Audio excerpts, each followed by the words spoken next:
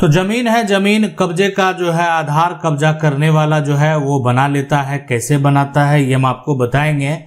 देखें, आपकी ये जमीन है और आपकी जमीन को कब्जा करना उसको, अब वो भी अवैध कब्जा करना है। तो आखिर अवैध कब्जा करने का आधार, ठीक है, कब्जा करने का जो है ना आधार वो जरूर बना लेगा। लेकिन आखिर ये बनाएगा कैसे, ये देख सकते हैं। ये जमीन का टुकड़ा है और इस जमीन का जो डॉक्यूमेंट है, इस जमीन का जो कागजात है, अगर इसकी बात करेंगे तो आखिर ये कागजात किसके पास है, तो जिसके पास होगा वो जमीन का मालिक कहलाएगा। कागजात के तौर पर हो सकता है कि उसके पास जमीन का खतियान हो, तो खतियान जो है वो नया और पुराना जो है, यानी एक हुआ, दोनों अगर है तो ठीक है, कोई दिक्कत नहीं, ठीक है। नया पुराना दोनों यहाँ पर अगर खतियान मौजूद है कोई समस्या नहीं। अगर मान लेते किसी के पास नया खतियान होगा तो उसको ये पूछा जाएगा कि नया खतियान है तो पुराना बना होगा, कैसे बना होगा, वैसा कोई साक्ष्य कागजात है आपको पता नहीं है, तो फिर समस्या उत्पन्न हो सकता है। अब किसी के पास सिर्फ पुराना खतियान है, अब पुराना खतियान से अगर मान लेते हैं, ठीक है, दावा किया जा सकता है, लेकिन तभी किया जा सकता है जब पुराना खतियान से इनके पूर्वज जमीन को बेचे नहीं होंगे। तो ये सभी जो सिचुएशन है ये तो जमीन मालिक के लिए है। जमीन मालिक के पास हो सकता है वसीयत हो, जमीन मालिक के पास हो सकता है जमीन का केवाला हो, ठीक है, जमीन का केवाला हो, जमीन का वसीयत हो, है ना, और जमीन मालिक के पास हो सकता है जमीन का लगान जो है, लगान रसीद हो, ठीक है।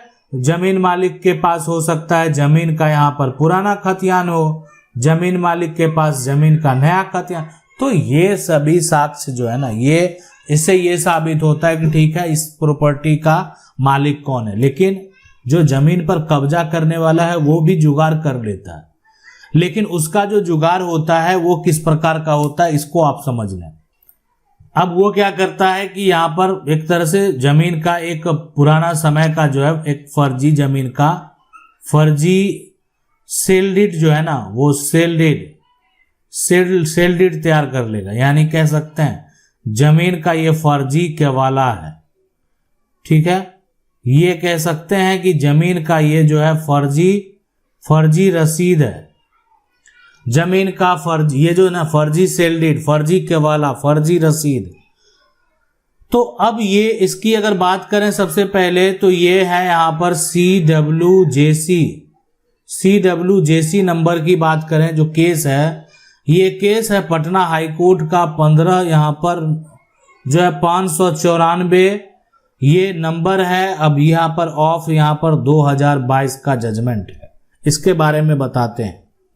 यानी यहाँ पर हुआ क्या कि ये जो केस है ना जिसके बीच में विवाद हुआ है उसका नाम जो है वो है यहाँ पर डॉक्टर नरेश प्रसाद, डॉक्टर यहाँ पर जो है नरेश प्रसाद यहाँ पर सिंह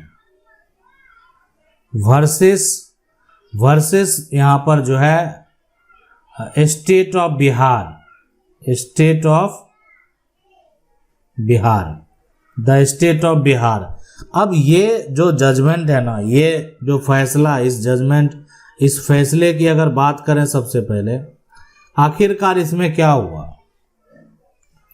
तो आप ये जजमेंट जाकर देख सकते हैं। तो यानी अगर जमीन पर कब्जा कर लिया है और जमीन का डॉक्यूमेंट नहीं है, जमीन का कागजात नहीं है, तो वैसे सिचुएशन, वैसे कंडीशन में आपको क्या करना है, कैसे करना है, क्या प्रक्रिया जो है फॉलो करना है, इसको आप जरूर जान लीजिए।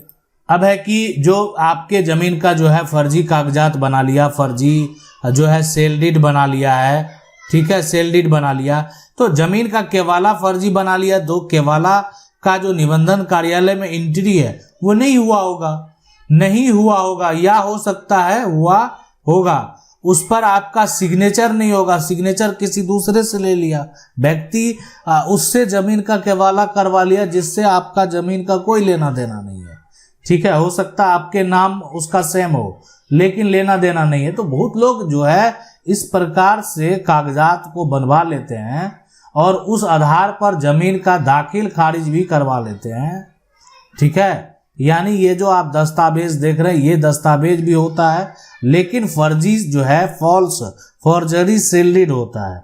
तो ऐसे सिचुएशन, ऐसे कंडीशन में यानी आपको ये साबित करना पड़ेगा कि ये डॉक्यूमेंट जो है वो फॉर्जरी है, और इसमें आपको विलंब भी करने की जरूरत नहीं है। कहीं ना कहीं ये जो एक तरह से व्यक्ति है, जब जैसे ही कागजात बनाया उसके बाद आपको कानूनी प्रक्रिया में चले जाना चाहिए।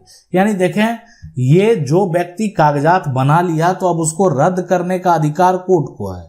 तो अगर रद्द करने का अधिकार कोर्ट को है तो किसी भी हालत में आपको कोर्ट में जाना है, कानूनी प्रक्रिया में जाना है, आप उनसे वंचित नहीं हो सकते हैं। यानी आप सोचेंगे कि ठीक है मौखिक तरीके से सुलह कर लेंगे, परिवार का लोग है या अगल बगल का लोग है, तो इससे कागजात रद्द तो नहीं होगा, डॉक्यूमेंट जो है वो कैंसिल तो नहीं होगा।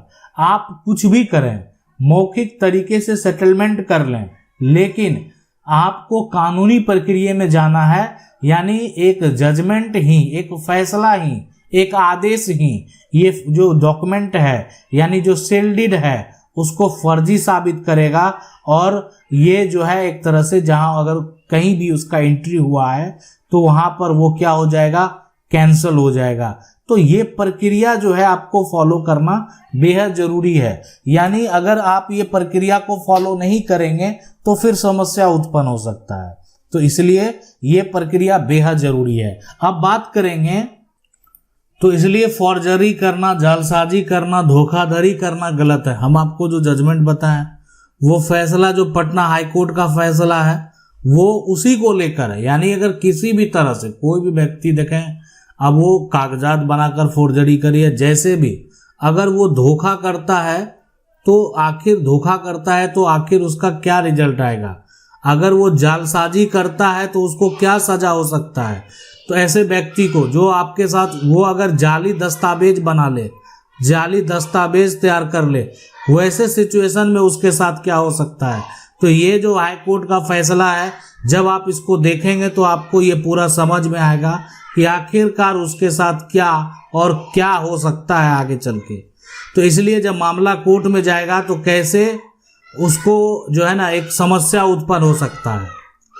तो ये है पूरा प्रक्रिया। तो हाई कोर्ट का फैसले के बारे में अगर आप नहीं जानते हैं, इस फैसले के बारे में, तो आप जो है उसमें जाकर पढ़ सकते हैं, देख सकते हैं, जान सकते हैं। और अगर आपके ज़मीन का भी कोई जबरन कब्जा करके यानी गलत कागजात जो है एक तरह से फॉर्जरी सील्ड डीड बना लिया है, तो आप उसके ऊपर कानूनी कार्रवाई करके आप अपना ज़मीन को वापस प्राप्त कर सकते हैं। ठीक है, आज वो कागजात बना लिया, ज़मीन का मालिक बनकर बैठा हुआ है, लेकिन जिस दिन आप उसका कागजात को रद्द करवा देंगे तो यानी सब कुछ कैंसिल हो जाएगा, फिर से कागजात आपके नाम से तैयार हो जाएगा।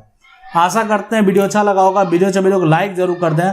चैनल को पहली बार देखना, सब्सक्राइब करके जो बेल आइकन है उसको जरूर दबा लें। मिलते हैं अगले वीडियो में, तब तक के लिए जय हिंद।